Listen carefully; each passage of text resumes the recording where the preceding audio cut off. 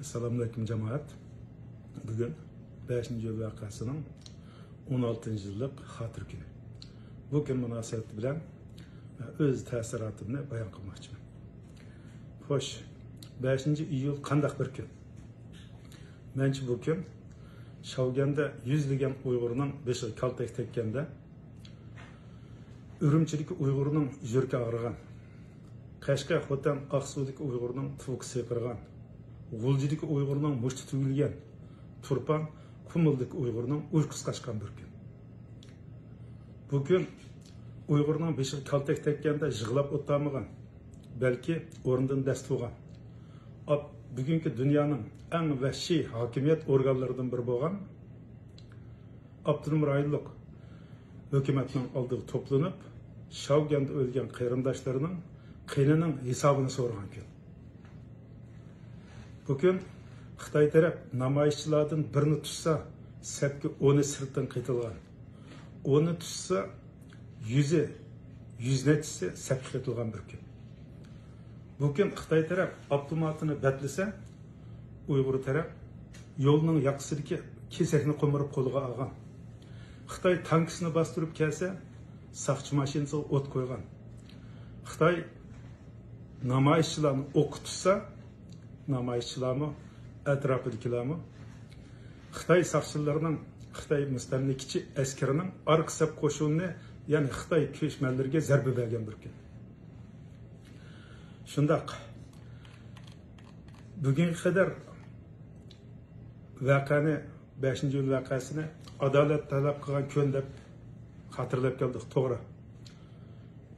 Vaqaning namoyish qismi buni isbotlaydi. Tinchligimizni isbotlagan kun dedik, bumi to'g'ri. Qatlamga uchirdik deb xotirladik, bu texmi to'g'ri. Chunki bu kuni biz ko'chalarga so'livinib o'q tutildik. Türmelerge qamoqxonaga akitilib, yeb ketildik türmelerde. Ama vakanın 3. bir kısmı bu. Namoyish ve katliamının kısmından başka to'qinish kısmı, yani isyan kısmı. Oldingi kısmı qanday xotirlashga munosib bo'lsa, 3. kısmı mı unutilib ketishga muvofiq emas, munosib emas. Chunki 3. kısmida biz dünyada her kandak bizni yaxshi ko'rmagan bir maxluqot dastlab chaylab o'tib ketadigan qurt qo'ng'oz emas, odamiy zot ekanligimizni, do'stga do'st, dushmanga dushman inkas qaytara oladiganligimizni isbotlagan bir kunimiz. Uzun mezgillardan keyin. Vaqa izlagan kunning ertasi Xitoy taraf shu kungi vaqada 200 ga yaqin kishi o'lganligi, buning ko'pinchisining Xitoy fuqarolari ekanligini oshkorladi, e'lon qildi. Tabiiyki bu son to'g'ri emas. Bu yerda o'lgan, vaqada o'lgan Uyg'urlarning soni qaytilmagan, hisob qitilmagan. Ammo Xitoylarga nisbatan aytgan chaqda deyilgini mencha to'g'ri. Chunki ijtimoiy taratqularda chiqqan xabarda ko'rinishlarga qarasak, bu ehtimollikni, buning to'g'rilik ehtimolligini ishoratlaydi. Va ham bu sonning 200 yaqin bu deyilgan bu sonning to'g'ri bo'lishini umid qilaman. Chunki agar bu rost bo'lsa, biz 1933 ve 1944'teki ikki qitimliq milliy inqilobimizdan keyin tunji qitim Xitoy tarafga eng og'ir zarba bergan bir kunimiz bo'lgan bo'ldi. Ya'ni milliy qarshilik ro'yimizni, qarshi turish iqtidorimizni, dushmanga zarba berish iqtidorimizni yo'qotmagan. Boshqacha aytsak, yer sharida yashab qolish haqqimiz borligi, iqtidorimiz borligini isbotlagan bir kunimiz. Shuning uchun bu vaqani asliga vaqtimizda yalğız namoyish qismi, qatliam qismini emas, bu isyon qismini mi, inqilobiy qismini mi aslashimiz kerak deb qarayman. Albatta, vaqaning bu qismi aslansa, tilg'ilinsa, burun bo'lgandek bir qism kishilar beram bo'ladi. Ya'ni vaqada atalmış begona Xitoy fuqarolari o'lganligi uchun. Bu noktada endişelengiçlerge bir nuqtani, yani Amerika mustaqillik xitobnomasidagi bir jumlani xotirlatib o'tman.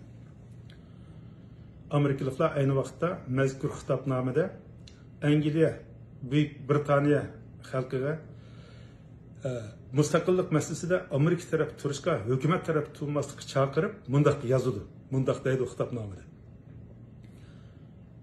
Britaniya xalqi, ya'ni Angliya xalqi bizning tinchlik yillarida bizning do'stimiz, urush mezgilida bizning dushmanimiz deydi.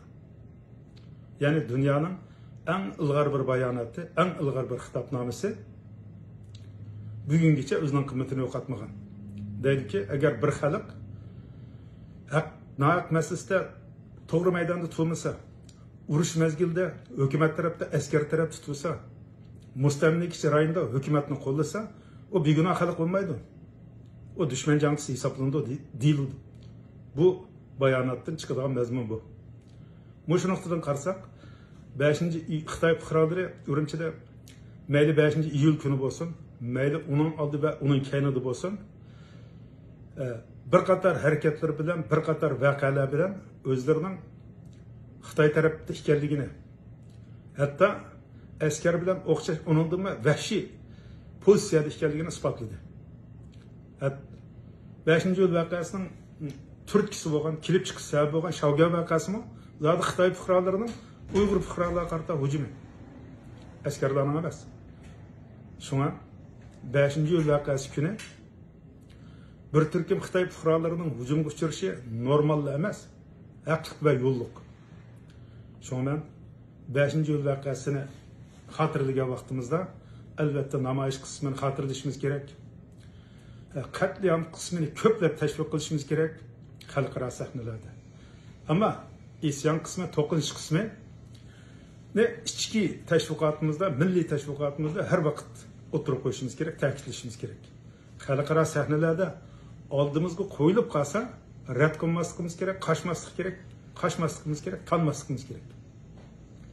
Shundan 5-iyul voqeasini 16 yillik bo'lgan bu kunda bu voqeaning namoyish qismiga yetakchilik qilgan Gulmira Iman qatorliq qahramonlarimizni hurmat bilan aslash bilan birga bu voqeaning isyon qismida, to'qinish qismida aktiv rol o'ynagan, naq maydonda hayotida ayrilgan va undan keyin sud hukmlarida o'limga buyurilgan 20 yoshlik qizimiz Xayrinso Mahmud, 2 yil kechiktirib o'limga buyurilgan 19 yoshlik chiroyli qizimiz Fazilat Akbar qatorliqlarga hurmatimni bildiraman, oila tavobatlarga salomatlik tilayman, omonlik tilayman.